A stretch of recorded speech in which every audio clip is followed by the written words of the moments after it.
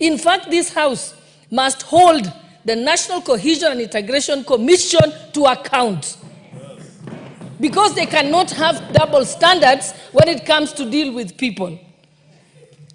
You need to read the National Cohesion and Integration Act. And therefore, that is what we must say. And we, again, speaking as Member of Parliament for Uasin Gishu County, which bore the brunt of the post-election violence, we cannot allow anyone to mention that again. We made peace. The pastors and the old men had a meeting in Korusoi. That matter was settled, and we promised ourselves that we shall never mention it again. So on behalf of the people of Uasin Gishu County, we are very offended by the remarks of the former Deputy President. Because, in fact, statements have been issued by members of Uasin Gishu County where they said, we are not going to allow you to take us there. So such a person is not a leader, he's a criminal, and we should be discussing how we should have him arrested and charged for those crimes, contrary to the NCIC Act. Thank you, Madam Speaker. Honorable Oundo. Thank you, Honorable Speaker.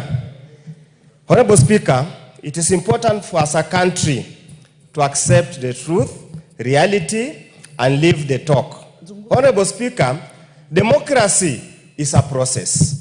Democracy is not an event. Honorable Speaker, an election is not conducted on the day of the election. It is a process. Honorable Speaker, many of us were here in 1992 when there were clashes after elections. Many of us were here in 2007, 2008 when the clashes happened. Honorable Speaker, and all those times, Honorable Speaker, they arose because our members were dissatisfied with the process leading to the final outcome. Honorable Speaker, I will be reluctant to bash anybody who raises a red flag. Honorable Speaker, a forewarned is a foreprepared. It is very insensitive for anybody in this country to believe that anybody who raises anything that could make better the management of the next election becomes a point to bash left, right, and center. Honorable Speaker, the danger we make in this country is to kill the messenger, hoping the message will go away. It is important we must listen. Even if the devil is talking to us, Honorable Speaker, allow the Kenyans to listen. There are obviously grievances. In the last election 2022, the charade that was Cherera for, I don't know, this category, is a matter, Honorable Speaker, should never be allowed to repeat in a decent and democratic country like Kenya. Honorable Speaker, therefore, as we debate here today, as we waste very important hours of parliament, that could have debated more important things, more important matters, talking about somebody who is a political entity, as the guys on the other side are talking about. Let's listen to the point of order by... Yes, Honorable. Honorable Speaker, I've been listening to a very eloquent and seasoned speaker in this House, Honorable Oundo. Please relax. I'm a very senior person Gongoyo, it's not and your I have more place to do my experience than job. you in this House. Please chill. And he has mentioned to Kenyans that even when the devil is talking to you, you need to allow your family, children, and people to listen to the devil.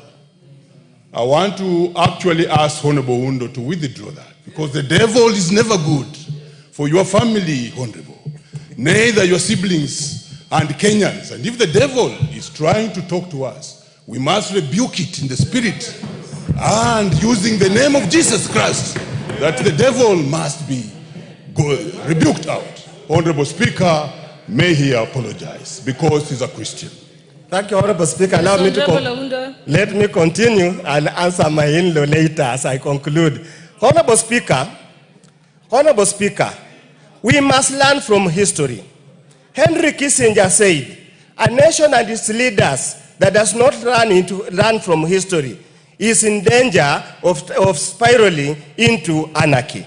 Honorable Speaker, it will be unfair. It will be like putting an ostrich hiding its head in the sand believing that what happened in 2007, 2008 cannot happen in this country, Honorable Speaker. We are misleading ourselves. We are lying to ourselves. Let us not kill the message. Let's not kill the messenger, hoping the message will go away. Let's prepare for the next elections properly, adequately, and sufficiently to avoid any point anybody anywhere will feel that the election have not been held in a fair, transparent, and verifiable manner. The election, the appointment of managers of election, Kivuitu said he did not know who won the election. We went into war.